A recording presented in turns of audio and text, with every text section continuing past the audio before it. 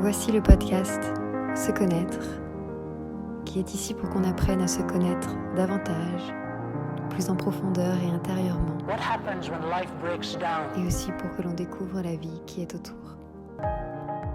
Think of what it is when God himself puts his arms around you and says, "Welcome home." Bonjour à tous, je suis contente de vous rejoindre ici, ça fait un moment.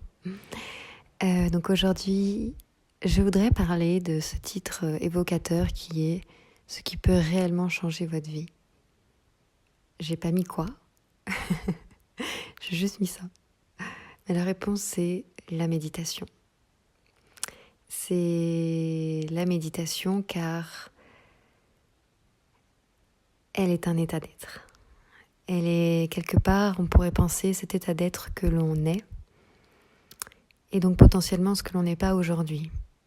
Ou du moins, c'est un peu comme si on était dans une maison et que l'on n'a pas de fenêtre ou que l'on n'a que une ou deux fenêtres sur un ou deux des murs qui composent notre maison et qu'on ne peut pas sortir de notre maison. Et on aimerait bien savoir quel est le décor en fait qui est derrière ces murs par exemple qui n'ont pas de fenêtre. Et la méditation, c'est un peu cette image-là. C'est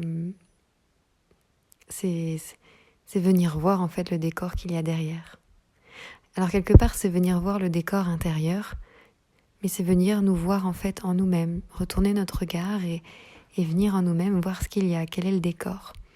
Et comprendre même peut-être à un moment donné que le décor n'est qu'un décor.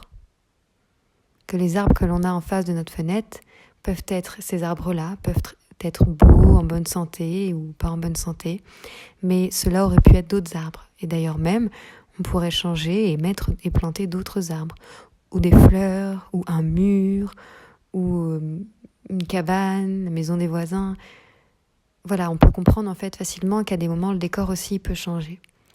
Et en nous-mêmes, et vous le savez que on dit parfois d'ailleurs qu'on change, qu'on évolue, mais on peut aussi se poser la question à des moments dans notre vie, qui sommes-nous ?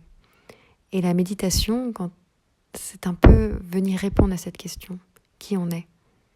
C'est un peu venir regarder les réponses qui vont s'y trouver, qui vont se donner en fait, quand on va réfléchir, quand on va voir des choses en nous, à l'extérieur de ce qu'on aime ou pas, des valeurs qu'on veut ou pas, des actions qu'on met en place ou pas. Mais c'est comme petit à petit, prendre assez de recul en soi pour se dire, ok, alors peut-être que je ne suis ni ça, ni ça.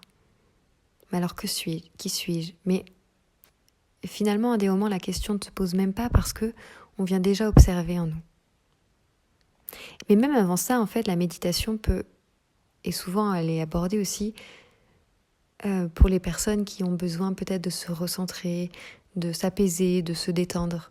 C'est un peu parfois aussi la marche d'ouverture, ce pourquoi on va dans cette pratique-là, qui peut être une pratique justement hebdomadaire, quotidienne, comme on irait pratiquer le yoga. D'ailleurs, le yoga peut nous amener à ça aussi. C'est vrai que maintenant, avec toutes les applications, la méditation aussi est largement amenée.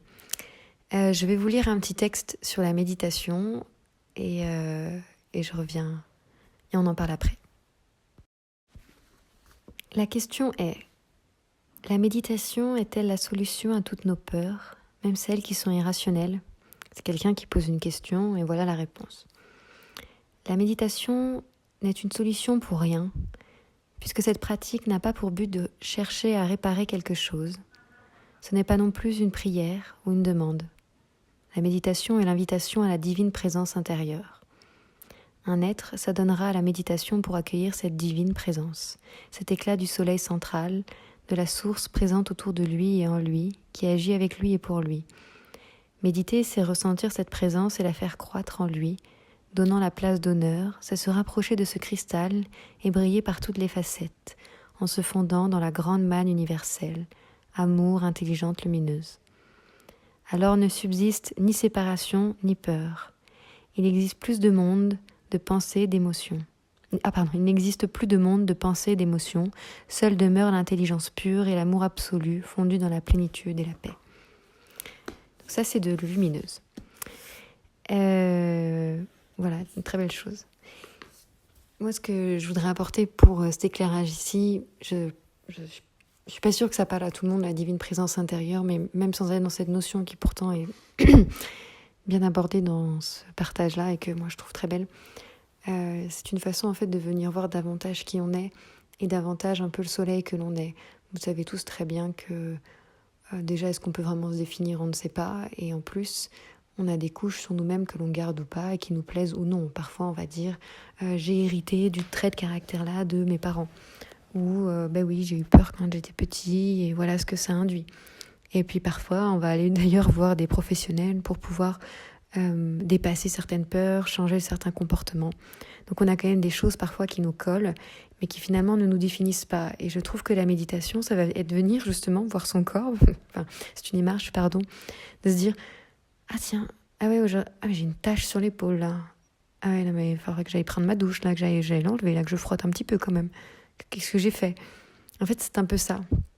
Et c'est pas un moment finalement non plus de réflexion, c'est un moment d'observation qui va comme se nourrir de lui-même et amener des pistes.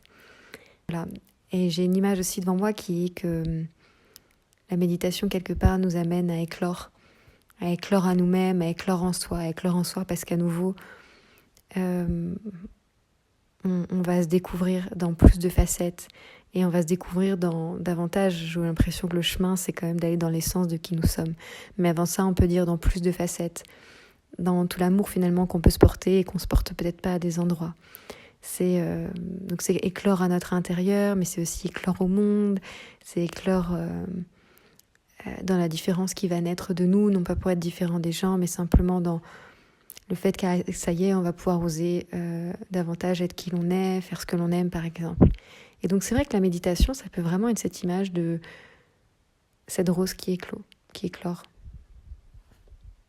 Et c'est une très belle image, je trouve, pour conclure ce petit épisode. Voilà, je vous embrasse fort et belle journée à vous.